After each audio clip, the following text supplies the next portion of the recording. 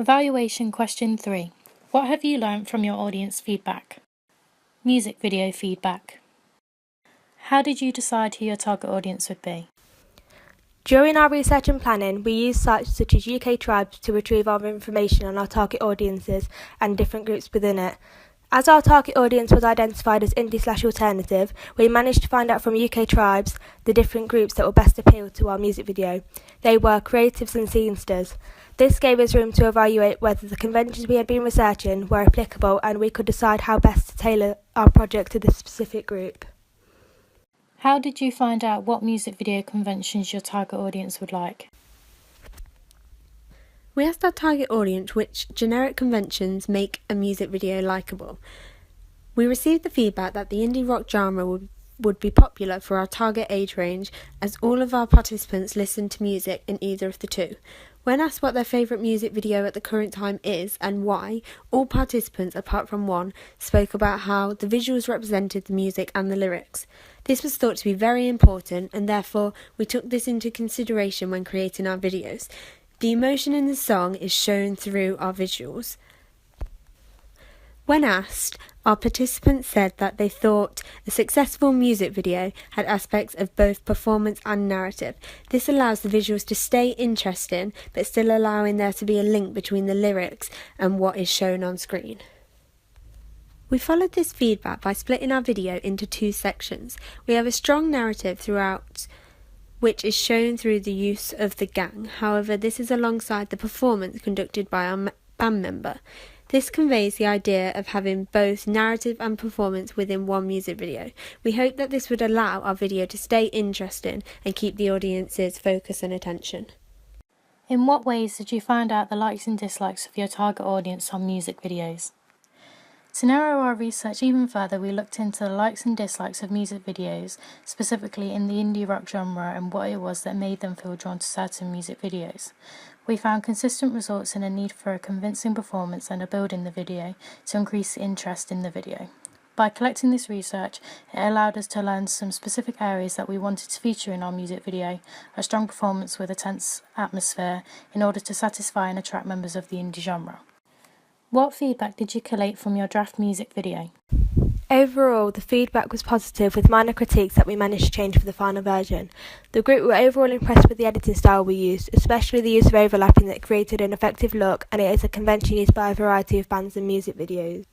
They liked the way that Lily represented the emotion and anger, as it portrayed Goodwin's theory of the visuals representing the lyrics. As well as this, it is now evident that the editing style we used by going from slow-paced to fast-paced was overall effective. Having positive feedback gave us confidence for our final music video. However, we asked the group what they thought could be improved from our draft. They suggested that we refilm the exterior elements, as they didn't look as professional as the interior ones. We agreed with this feedback, as we had trouble with lighting and the actors in the first shoot, which we changed for the final project. The camera work was not as clean as the other elements of the video, and we needed to refilm the pan shots to make them fit the video more appropriately. We were advised to make the gang more aggressive, as they appeared to be quite tame even in the dramatic sections of the song. We took all this feedback on board when creating our final version and asked exterior audiences their opinions of the video. Some commented on the narrative being slightly confusing, which we amended by revealing Lily as a gang member at the start of the new video. This was useful, as it made us realise that different audiences interpret the video narrative differently, and it was easier to understand with the reveal at the start. Our audience feedback was effective, as we gained important information on how to develop our video further for our final version. What feedback did you gain from your teachers on your draft music video? The exterior areas were commented on, and we were advised to refilm these aspects, as they needed reframing and the acting needed to be more realistic and aggressive. We were told by one teacher that our filming was too static throughout our video, so therefore we should refilm the parts with little movement. At first we didn't believe that this was necessary, however we decided to refilm the majority of the aspects with Lily while moving the camera slightly. By comparing our draft shots with our new footage, we could see that the slight movements made our video look more professional and the overall finish was improved. Despite teachers' feedback being important and useful, the feedback gained from our target audience is more relevant, as it would allow us to know what conventions are needed for a music video to be a success within our target audience. Ancillary products feedback. How did you gain feedback for your ancillary products from your audience? I conducted lots of audience research to produce feedback because I wanted to make sure I was meeting the requirements of the indie rock genre. By combining the research from the audience through the videos and the survey on ancillary products, we could use this to influence what they would want from the Digipack and magazine advert too. We learned that they wanted a unique and original style from the UK Tribes research that had a dramatic impact on them aesthetically. From this, I decided to listen to this feedback, for this would be the most direct connection to the audience. This is why I researched into bright, pop art styled images and photography, as I believed this had the desired powerful effect to the audience. How did you collate feedback from your draft, and what did you have to change? After creating my draft Digipack and magazine advert, I conducted a feedback sheet which was given to roughly 40 people. I learnt from this that the audience thought my product looked professional and impacting, however some research said I should change the colouring to black and white or change the font colour. From trying out both of these recommendations, I decided that the coloured version looked most fitting for my genre and the writing looked the most aesthetically pleasing in the white in contrast to the bright coloured background.